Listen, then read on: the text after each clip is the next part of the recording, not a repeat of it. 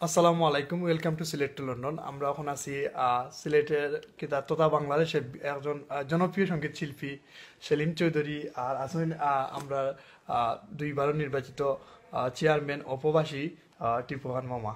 তো আজকে আমরা একটা জিনিস জানতাম চাইমু জনপ্রিয় সঙ্গীত শিল্পীর কাছে যে সিলেটের ঐতিহ্য ও সংস্কৃতি নিয়ে তাই কিচ্ছু করিবার সামনে। আহ, আমি আসলে সিলেট বিভাগটাকে বুঝাবো। সিলেট বলতে তো বিভাগ অনুযায়ী একটা সংস্কৃতি বা একটা পরিসরের জন্য বিভাগ, আসলে সিলেট বিভাগটা খুব বড় জায়গা না, কিন্তু সবচেয়ে ইন্টারেস্টিং ব্যাপার হলো যে সিলেট এই অল্প জায়গার ভিতরে কিন্তু সিলেটের সংস্কৃতিতে স্পেশালি আমি যেটা বলবো আর কি, একটা বিশাল বড় ডাইভার্সিফিকেশন আছে।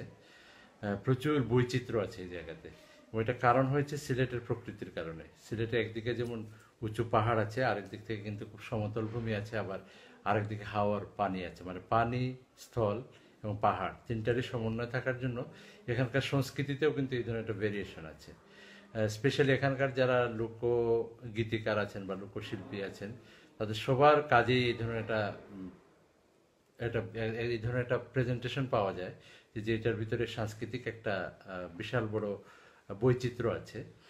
এবং তার সাথে সাথে এটাকে আরেকটু গ্লোরিফাই করেছে যে জিনিসটা, সেটা আমি বলবো যে এখানকার উপজাতি যারা আছেন, স্পেশালি ইন্ডিয়ার অন্য জায়গা থেকে আসা মণিপুরি, তারপর খাসিয়া, তারপর গারো, এবং আরও যাদের কথা বলা যায় তাদের ভিতরে আছেন যেমন ধরেন কিছু কিছু অন্যান্য ছোট নৃগোষ্ঠীও আছেন যাদের যাদের কাজের ভিতরে তাদের নিজস্ব সংস্কৃতি থাকে।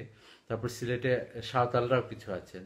তারপর সিলেটে অল্প কিছু পরিসরে আমাদের এখানকার যারা এক ধরনের যাযাবরী, যাদেরকে আমরা জিপসি বলতে পারি আর কি, তারা হলেন আমাদের এখানকার এই যে বেদে যারা আছেন, বেদে পল্লীতে যারা নৌকাতে বসবাস করেন। তো সেই সেন্সে সিলেট কিন্তু খুবই বৈচিত্র্যপূর্ণ একটা সংস্কৃতি ধারণ করে। আর স্পেশালি ফিলোসফিক্যাল দিক থেকে এখানকার যারা কবি আছেন, তার ভিতরে হাসন রাজা, রাধারমন, শাহ আব্দুল করিম, দূরবীন শাহ, আরকুম শাহ, তারপর ধরেন আরও যারা আছেন, তাদের ফিলোসফিক্যাল পয়েন্ট অফ ভিউ থেকে তাদের কাজগুলোকে যদি আমরা বিশ্লেষণ করি, তাহলে অনেক বেশি মূল্যায়ন করতে হবে তাদেরকে। কারণ তাদের এই কাজগুলো ফিলোসফিক্যাল পয়েন্ট অফ ভিউ থেকে অনেক বেশি ভ্যালু ধারণ করে। এবং এই কারণেই আমাদের এখানকার স্পেশালি বাংলাদেশের ভিতরে সিলেটের সঙ্গীতটা বাংলাদেশের লোকসঙ্গীত একটা বিশেষ জায়গা ধারণ করে আছে। এবং আমি নিজে সিলেটে জন্ম নেওয়ার জন্য আমার নিজেকে আমি অন্তত গর্বিত মনে করি। I proud to B A Sylheti.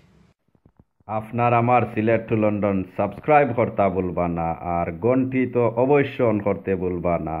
নতুন নতুন ভিডিও দেখার লাগি ধন্যবাদ।